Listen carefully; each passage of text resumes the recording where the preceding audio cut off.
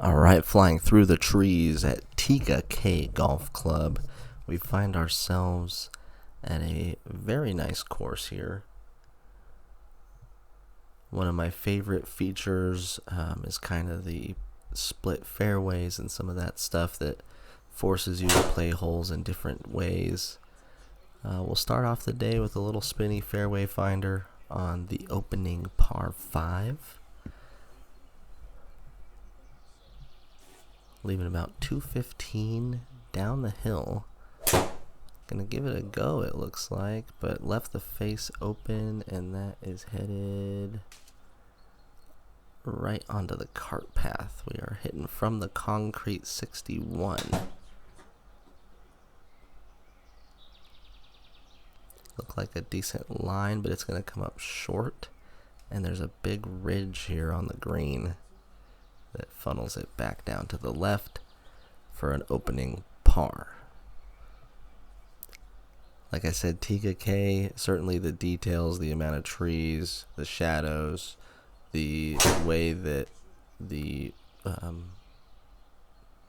changes in elevation are presented and rendered, I think everything about it is pretty nice. 64 remaining here, again, almost the same yardage. Learn from my mistake, not quite. Send it left and past the hole, and it's going to sit right there for another par.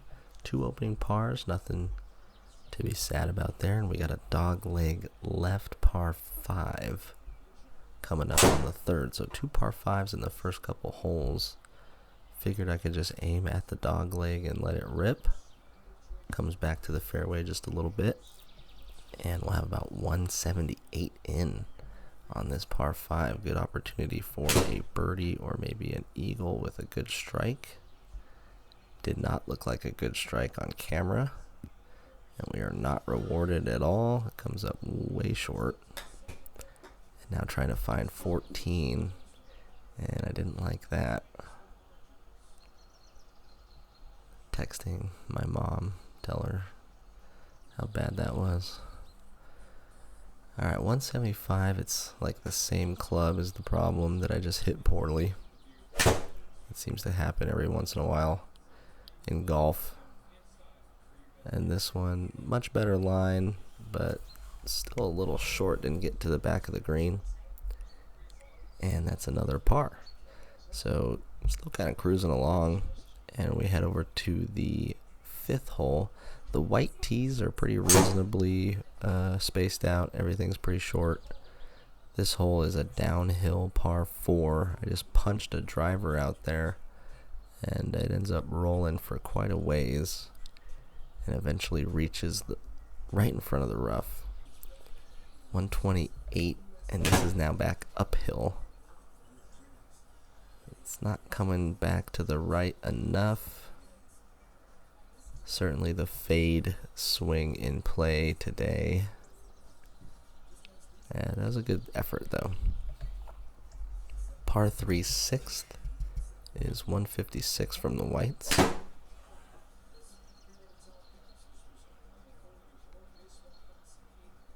Distance looks good, but it's going to get hung up in the rough with a short-sided 6-yard chip. The Garmin picking up a little bleeder, and another par on the card. Over the treetops is a cool transition move here at Tega Cay. Big time dog leg is just a right turn. This is me trying to hit a slice around that tree. The swing looked like it would spin a little bit right, and it sets us up in a good place here. 158 up the hill though, 12. So this is like a full 6. And it would have gotten there, but it's just a yard right from the birdie circle, and a par on the card. The sky and the clouds particularly look nice, with the little streamy wisps up there.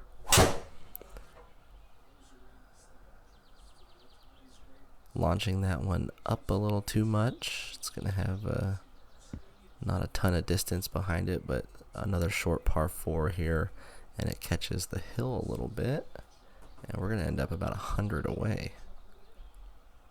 Less than 100, still going. 95 away, that looked like a good swing. Sit. Oh yeah. Checks up right next to the hole, and a birdie on the card after parring for most of the day. A birdie late on the front 9 gets to -1, and the 9th hole comes up. Make sure we keep hitting the ball solid with the driver, and that's another decent effort. It's going to end up in the right rough, but shouldn't be too big of an issue. Only 126 remaining. Probably a 9-iron. Nice smooth swing. And too smooth, too short. 13 yards remaining. Short side. That's what I need to really get better at in GS Pro, is making sure that my miss is not the 5-yard short side chip. In real life, you could putt that or whatever, but with the Garmin, trying to chip it, it would be better if I left myself with decent looks. I knew I didn't want to go into the water left, so that one is slicing. It's going to hold the fair. No, it's not. Catches just the corner of the rough. Tough shot here. 117. Pin butted up against the water. It's dead straight, but I didn't think it had enough. And it catches the ridge of the edge of the green. And now we're chipping for double bogey. No, just a single bogey there. Erasing the good work we did on the front 9 immediately, going back to +1. That, I actually liked that swing. +4. Everything lined up pretty good, but catching a little bit too high on the face maybe with that spin, too heely, and then it's just a piss poor effort from there, landing back in the bunker. And then another bad effort, going to the phone in disgust a few times here at Tega Cay. 156, way downhill, very cool hole here. We can barely see the pin, just chipping it. I like the follow through, I like the finish. It is just left. And mostly face. 13 from there, looked a little short, but it catches the ridge and hits the pin. Saves it from running past. And another par. Long way to go over here to 13. Par 4, 366 yards up the hill. Nice short compact swing, but a little too spinny to go anywhere. And it's going to hang up about 140 away. Should just be a smooth little 9 or 8 iron, depending on how hard I want to swing. And that's a straight shankopotamus, guys. Looked like the shoulder left real early. The hands come out from the body. And that is the result. An attempt to save par from there is not going to work out. A bogey rightfully deserved, and all of a sudden we're at +3 through 13. A round that was completely in control early has now had some faults. Here's a good 3-wood off the tee. It's going to run out of room on this line, but it stays short of the water and leaves a 71-yard chip over the water. That looked like a very interesting attempt. Very short and stabby, and it did not work out. It almost goes in the water itself. And I can see the mechanics kind of falling apart here. 163 on the 15th, par 3. Just throwing the club head a little inside out. with the face, and I'm really lucky to catch that line. It wasn't quite there, but I got the benefit of the doubt. The 16th is a cool par 5, kind of sneaks up and around this hillside. Gotta have a decent drive here to start, and that thing is dead straight.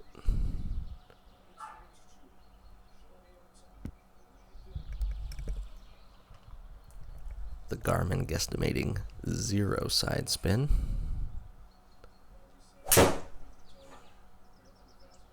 Playing a big hook in there, and this is actually going to be upsetting. If it catches the green, it's going to hang up in the fringe, so it's going to give me a chance here to get a birdie. Got to chip it up on the second level here, and I would love for that to run down. No, does not make it. Brutal. Headed down to the 17th, another par 5 here at Tega Cay Golf Club. Gotta carry the water to start, and just close that off a little too much. It's going left. It's gonna be up on the hill, gonna make it most likely a 3-shot hole, especially with the hazard in front. A very bad layup there, but it's going to leave us with a okay leave. 135 should be a number to go after. It's on line. Does it have enough? Big hop. It gets a big hop, a roll, and sits. Happy with that one on 17. Head over to 18, water tower in the background. Really cool finishing hole here with the water left and up ahead. Hit that one okay, but it's a little popped up. I need to get that launched down.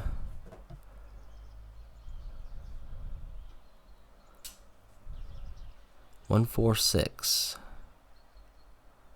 Can we end on a good shot? It's a little left. And it's going to catch the fringe, I think. Going to make me chip here to end the round. Trying to stay at +2.